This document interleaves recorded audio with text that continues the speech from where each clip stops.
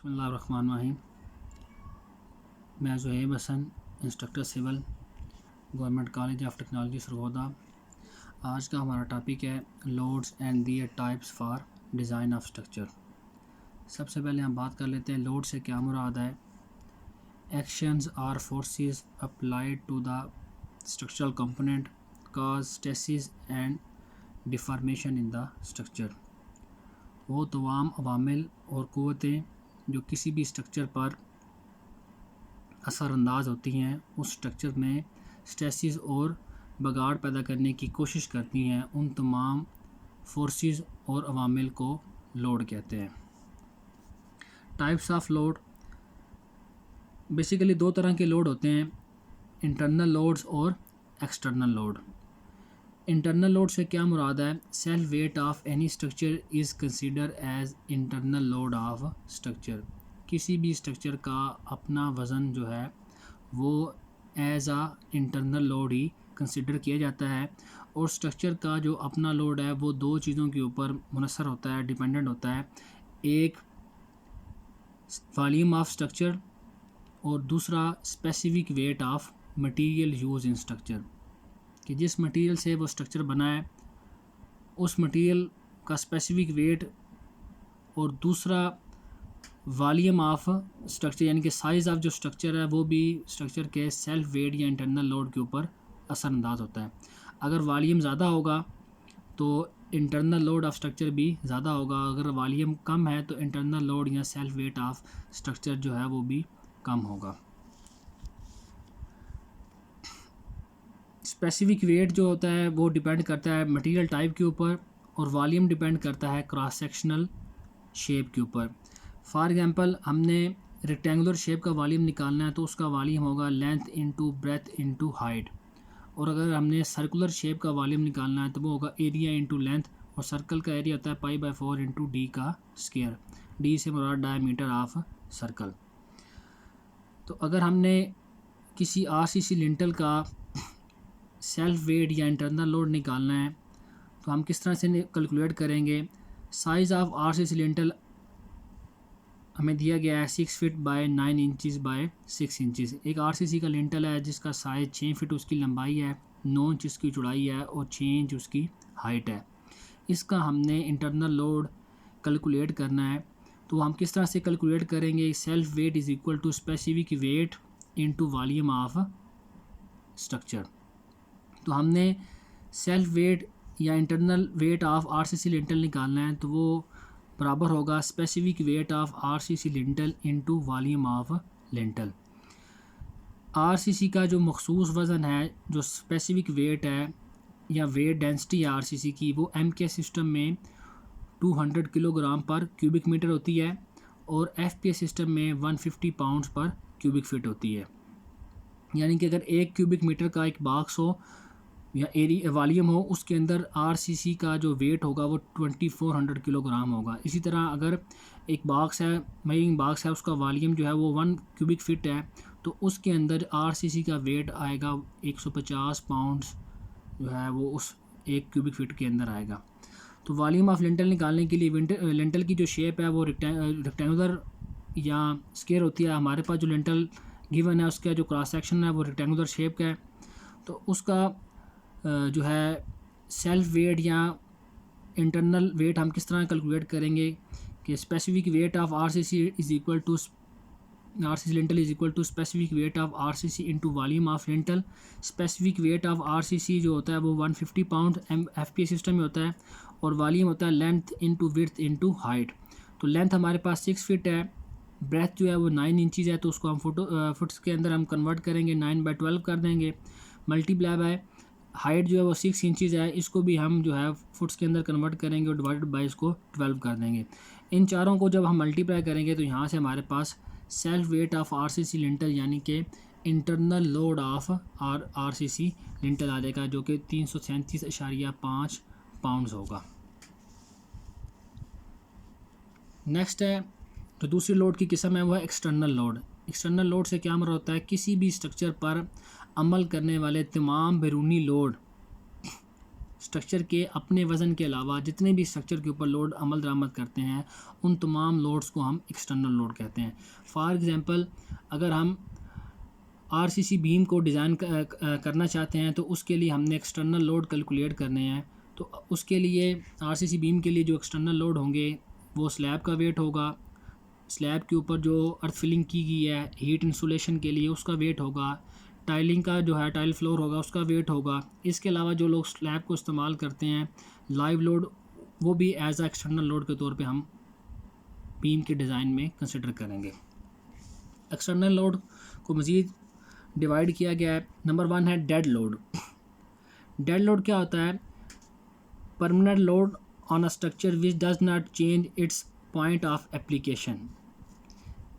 किसी भी स्ट्रक्चर पर अमल करने वाला ऐसा लोड जो एक ही जगह पे फिक्स रहता है, आगे पीछे मूव नहीं करता, उस लोड को हम क्या कहते हैं? डेड लोड कहते हैं।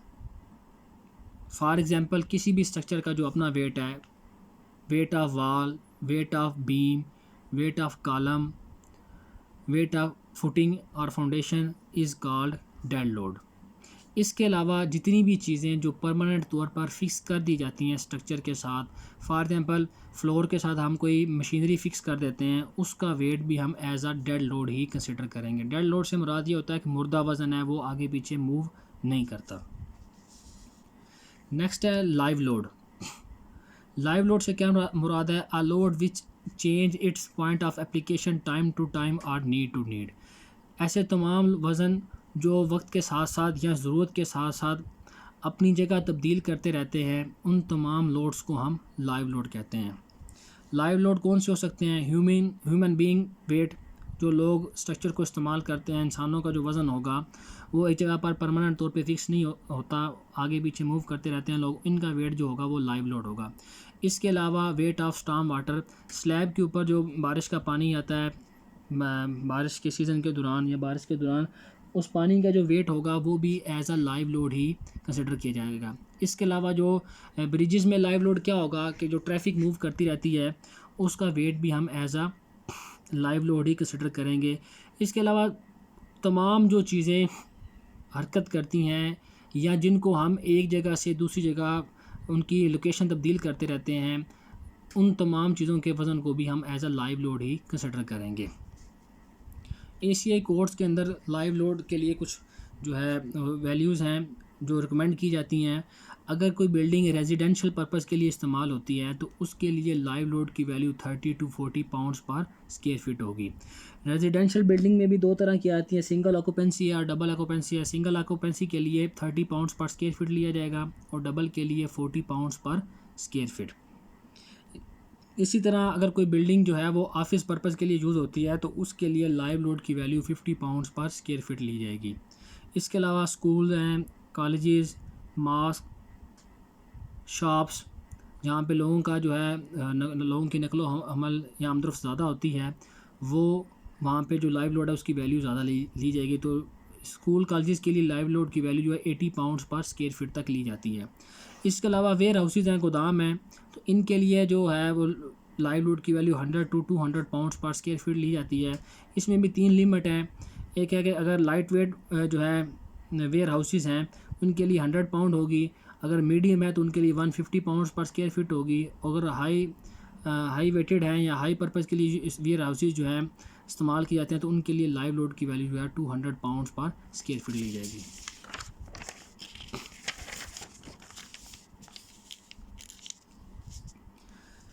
तीसरा जो एक्सटर्नल लोड है वो है विंड लोड। विंड लोड कौन सा वज़न होता है और किन बिल्डिंग के लिए इस्तेमाल किया जाता है? कंसिडर फॉर टॉल और multi storey building and depend on the air pressure. Normally जो बिल्डिंग है अगर उसकी हाइट 30 फीट से ज़्यादा है तो उसके ऊपर जो है विंड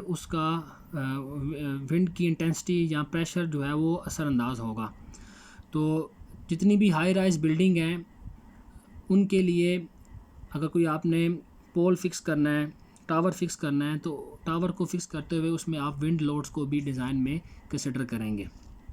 तो इसके लिए क्या किया जाता है कि जो उस एरिया में मैक्सिमम जो है हवा चलती है जिसका मैक्सिमम प्रेशर होता है, उसके हिसाब से हम लोड की वैल्यू को डिज़ाइन के अंदर कंसिडर कर लेते हैं। नेक्स्ट है सिस्मिक लोड। सिस्मिक लोड जो है वो consider for multi storey building depend on the intensity of earthquake.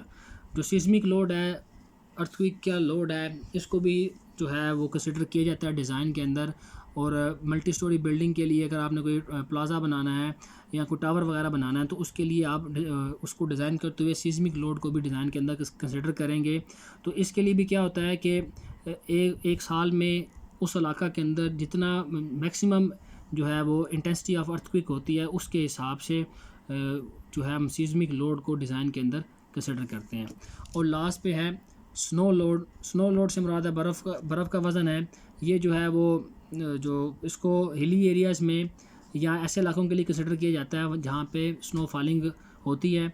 तो स्नो को लोड को हम किस तरह कंसिडर करते हैं, इसके लिए भी पूरे साल के अंदर जिस ड्यूरेशन में मैक्सिमम जो है स्नो फॉलिंग होती है, पर यूनिट एरिया के ऊपर जो स्नो का जितना लोड आएगा उस लोड को हम क्या करेंगे, स्ट्रक्चर को डिज़ाइन करते हुए डिज़ाइन के अंदर कंसिडर करेंगे। नेक्स्ट है loads for shear force and bending moment. तो पहले हम बात कर लेते हैं शीयर फोर्स क्या होती है।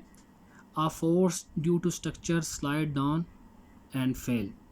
कोई भी ऐसी फोर्स जो स्ट्रक्चर को स्लाइड करके फिसल कर उसको तोड़ती है या उसको फेल करने की कोशिश करती है, ऐसी फोर्स को हम शीयर फोर्स कहते हैं।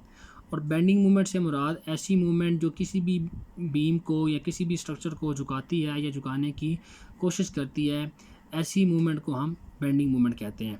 तो शीयर फोर्स और बेंडिंग मूवमेंट की कैलकुलेशन के लिए भी कुछ लोड्स को डिज़ाइन में या एनालिसिस में, स्ट्रक्चर के एनालिसिस में कंसिडर किया जाता है। उसमें नंबर 1 है point load. It is also called concentrated load and it can not change it's points of application at a time. Point load क्या होता है कि ऐसा लोड जो एक ही जगह को टारगेट करता है, एक ही जगह पे जो अप्लाई होता है, वो आगे पीछे मूव नहीं करता, या जितने डिस्टेंस पे वो एक्ट करता है वो इंतहाई स्मॉल डिस्टेंस होता है। इस लिहाज से ऐसे लोड को हम पॉइंट लोड कहते हैं और उसको PL से हम डिनोट करते हैं। जैसा कि आपको शक्ल में नज़र आ रहा है कि ये एक बीम है, बीम के मिड के ऊपर एक फोर्स अप्लाई हो रही है जो कि पॉइंट लोड है। ये सिर्फ सेंटर पॉइंट को ही टारगेट करेगा।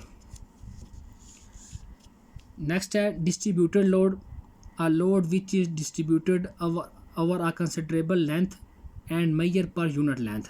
ऐसा लोड जो एक नुमाया लंबाई के ऊपर फैला हुआ होता है एक मखसूस शरह के साथ, उस लोड को हम डिस्ट्रीब्यूटेड लोड कहते हैं। ऐसा लोड जो किसी भी मखसूस लंबाई के ऊपर तकसीम हुआ होता है, फैला हुआ होता है, ऐसे लोड को हम डिस्ट्रीब्यूटेड लोड कहते हैं।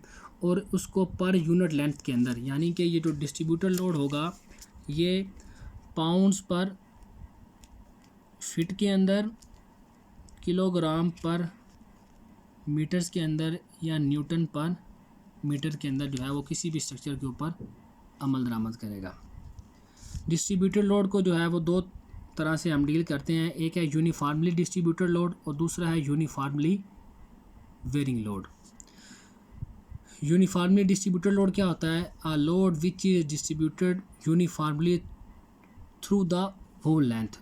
ऐसा लोड जो बीम की पूरी लंबाई पे या लंबाई के कुछ हिस्से पे एक ख़ास और बाकायदा शरह के साथ फैला हुआ हो, तकसीम हुआ हो, ऐसे लोड को हम यूनिफॉर्मली डिस्ट्रीब्यूटेड लोड कहते हैं। इस लोड को हम ECI लोड यानी कि इक्विवेलेंट कंसनट्रेटेड लोड भी कहते हैं। जैसा कि आपको शक्ल में नज़र आ रहा है कि ये एक बीम है, ये जो नीचे दो हैं ये स्पोर्ट्स हैं जो लोड को बियर करेंगी। तो ये लोड जो बाकायदा शरह के साथ सारे स्पैन के ऊपर फैला हुआ है यूनिट लेंथ के हिसाब से, ऐसे लोड को हम UDL लोड या इक्विवेलेंट कंसनट्रेटेड लोड कहते हैं। नेक्स्ट है uniformly varying load. A load whose magnitude varies along the loading length with constant ratio। Uniformly varying load से क्या मुराद है? ऐसा लोड जिसकी मिकदार पूरी लंबाई के अंदर एक ख़ास निस्बत के साथ तब्दील होती रहती है। UDL की क्या है कि उसकी वैल्यू थ्रू आउट सारी लेंथ में या लेंथ के कुछ हिस्से पे एक ही जैसी ही रहती है, ऐसे लोड को आप यूडीएल कहते हैं। जबकि यूनिफॉर्मली वेरिंग लोड में क्या होता है कि जितने स्पैन पे लोड अप्लाई हो रहा है उसकी जो वैल्यू है, मैग्नीट्यूड है, वो जो है वो एक ख़ास निस्बत के साथ जो है वो तब्दील होती रहेगी। ऐसे लोड को हम यूनिफॉर्मली वेरिंग लोड कहते हैं। For example uniformly varying load जो है वो दो तरह का होता है। ट्रायंगुलर लोड, ट्रायंगुलर लोड में क्या होगा कि स्टार्ट पॉइंट पे लोड की वैल्यू क्या होगी, ज़ीरो होगी। जूँ हम जो है आगे बढ़ेंगे, स्पैन बढ़ता जाएगा, लोड की वैल्यू भी जो है वही ख़ास निस्बत के साथ ग्रेजुअली इंक्रीज़ होती रहेगी। तो ऐसे लोड को हम यूनिफॉर्मली वेरिंग लोड कहते हैं। और अगर ये एक पॉइंट पे ज़ीरो और दूसरे पॉइंट पे ये मैक्सिमम हो तो ऐसे लोड को हम क्या कहेंगे, ट्रायंगुलर लोड कहेंगे। तो यूनिफॉर्मली वेरिंग लोड में क्या होता है कि एक ख़ास निस्बत के साथ लोड की मकदार में इजाफा होता रहता है या एक ख़ास निस्बत के साथ लोड की मकदार में कमी आती रहती है। यूनिफॉर्मली वेरिंग लोड की जो दूसरी टाइप है वो है ट्रेपेज़ॉइडल लोड। ट्रेपेज़ॉइडल लोड जो है वो दो लोड का वो कम्बिनेशन है, यूडीएल लोड और ट्रायंगुलर लोड।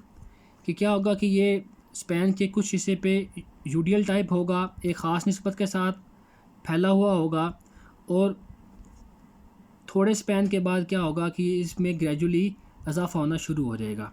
आप ये कह सकते हैं जो ट्रापेज़ॉइडल लोड है ये यूडीएल का, यूनिफॉर्मली डिस्ट्रीब्यूटेड लोड का और ट्रायंगुलर लोड का ये जो कम्बिनेशन है।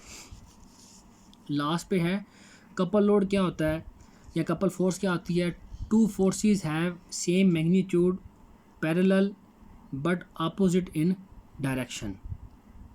किसी भी स्ट्रक्चर पे ऐसी तमाम फोर्सेस जो मतवाज़ी हों, उनकी तादाद भी मकदार भी जो है वो बराबर हो, लेकिन उनके जो साइंस हैं वो मुखालिफ सिमत में हो, उन तमाम फोर्सेस को हम कपल फोर्स या कपल लोड कहें। जैसा कि आपको ये शक्ल में नज़र आ रहा है कि इन दोनों जो फोर्सेस हैं इनकी मैग्नीट्यूड सेम है, लेकिन इनकी डायरेक्शन क्या है, ये दोनों की एक दूसरे के ये रिवर्स हैं। अगर ये इसकी वैल्यू जो है वो 1000 पाउंड है तो यहाँ पे इसका जो साइन है वो पॉजिटिव होगा, और यहाँ पे जो फोर्स है वो भी 1000 है पाउंड है, लेकिन इसका साइन क्या होगा, नेगेटिव होगा। यानी कि दोनों फोर्सेस की मिक़दार सेम होगी, मतवाज़ी भी हो सकती हैं, परपेंडिकुलर भी हो सकती हैं, लेकिन इनके जो साइंस हैं वो एक दूसरे से वेरी करेंगे। इस तरह अगर जो कपल मूवमेंट होती है वो भी दो मूवमेंट्स की मिक़दार दोनों की बराबर होती है, लेकिन उनकी जो डायरेक्शन है एक क्लॉकवाइज होगी और दूसरी एंटी क्लॉकवाइज होगी। मज़ीद ऐसी वीडियो देखने के लिए चैनल को सब्सक्राइब करें और मेरी वीडियो को लाइक और शेयर करें। शुक्रिया।